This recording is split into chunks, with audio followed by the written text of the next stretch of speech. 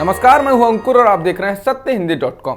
एक नजर डालते हैं अब तक की सुर्खियों पर। भारत में जहां कहा जा रहा है कि चीन पीछे हटने को तैयार हो गया है, तो दूसरी ओर खबर आ रही है कि चीन ने दूसरा मोर्चा खोलने की तैयारी तेज कर दी है। चीनी सेना पीएलए ने भारत के हिमाचल प्रदेश, सिक्किम और अरुणाचल प्रदेश की सीमा के पास अपनी सैन्य तैनाती को गुपचुप तरीके से काफी बढ़ा दिया है। यही नहीं, चीन सैन्य आधारभूत ढांचे को भी बहुत तेजी से विकसित करने में जुट गया है। हिंदुस्तान टाइम्स की रिपोर्ट के मुताबिक भारत सैन्य कमांडर हिमाचल प्रदेश के कौरिक पास और अरुणाचल प्रदेश के फिश टेल 1 और 2 को लेकर ज्यादा चिंतित हैं, क्योंकि चीन ने कौरिक पास के ठीक उस पार चुरुप गांव में सड़क का निर्माण किया है। यही नहीं, चीनी सेना ने उत्तराखंड की सीमा से लगे तांजुमला के पास सैनिकों के रहने के लिए घर का निर्माण किया है। भारत और चीन के बीच पिछले करीब 6 महीनों से लद्दाख स्थित बॉर्डर पर तनाव जारी है। इस बीच अमेरिकी विदेश विभाग की एक रिपोर्ट में सामने आया है कि चीनी शासन उभरते भारत को प्रतिद्वंदी के तौर पर देखता है। इतना ही नहीं, वह अमेरिका, करीबी साथियों और अन्य लोकतंत्रों के साथ भारत के रिश्तों को खराब करने की कोशिश में जुटा है। रिपोर्ट में यह भी कहा गया है कि चीन सुपर पावर के तौर पर अब अमेरिका की जगह लेने की कोशिश कर रहा है।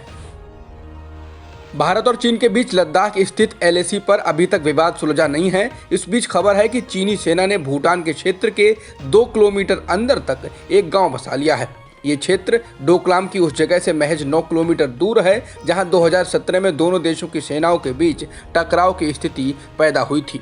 चीन की इस योजना का खुलासा चीनी न्यूज़ चैनल CGTN के सीनियर प्रोड्यूसर शेन शिवेई के ट्वीट्स के जरिए हुआ, जिन्होंने बाद में ट्वीट डिलीट कर दिया। भूटान के अंदर चीन के गांव बसने की बात को भारत में भूटान के राजदूत ने नकारा है।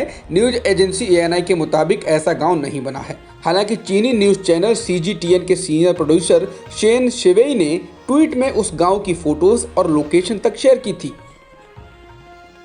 राहुल गांधी ने एक बार फिर लॉकडाउन और मजदूरों को लेकर मोदी सरकार पर निशाना साधा है।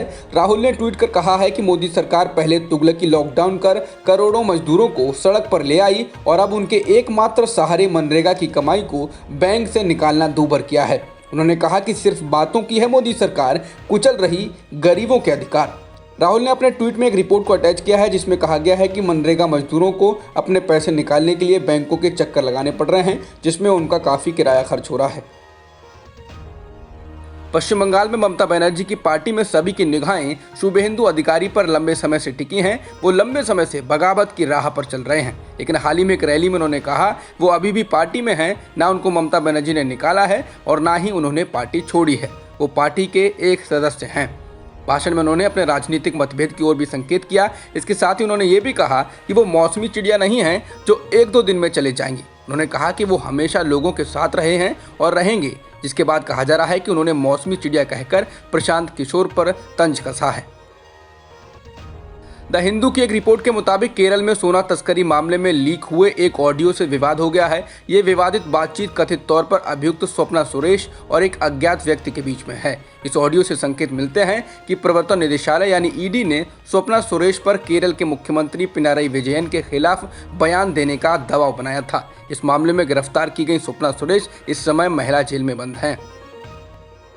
उपभोक्ताओं का पैसा वापस करने के मामले में सेबी ने सहारा प्रमुख सुब्रत राय के खिलाफ सुप्रीम कोर्ट में याचिका दाखिल की है। इस याचिका में सहारा समूह के अध्यक्ष सुब्रत राय और उनकी 2 कंपनियों को 626 अरब रुपए यानी 62,600 करोड़ रुपए जमा करने का निर्देश देने को कहा गया है।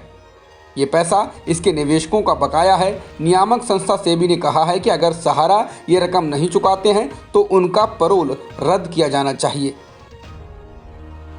केंद्रीय स्वास्थ्य मंत्री हर्षवर्धन ने उम्मीद जताई है कि 2021 के शुरुआती 2-3 महीनों में वैक्सीन मिलनी शुरू हो जाएगी। उन्होंने साथ ही कहा कि अगस्त-सितंबर तक हम 30 करोड़ लोगों को वैक्सीन देने की स्थिति में होंगे।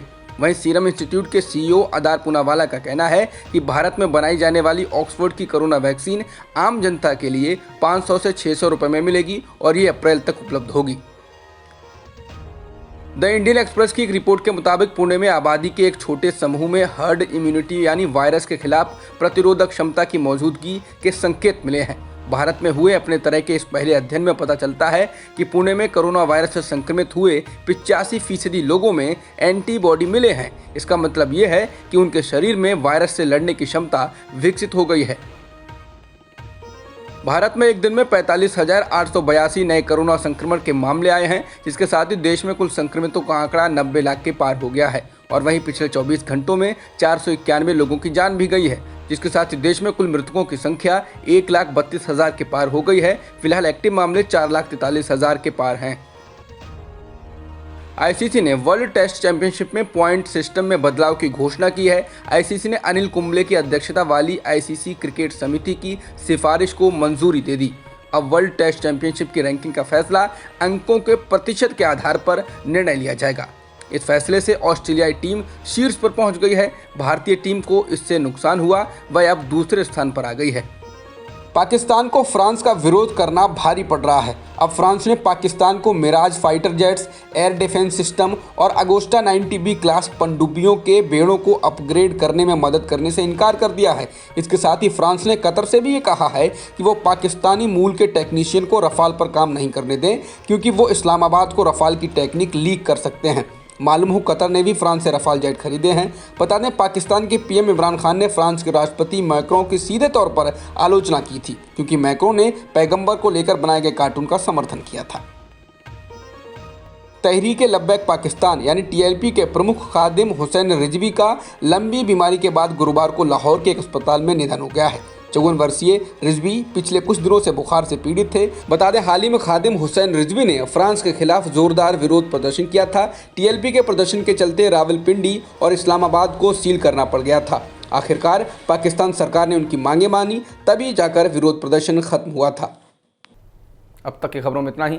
बाकी खबरों के लिए बने रहिए सत्यहिंदी.com के साथ।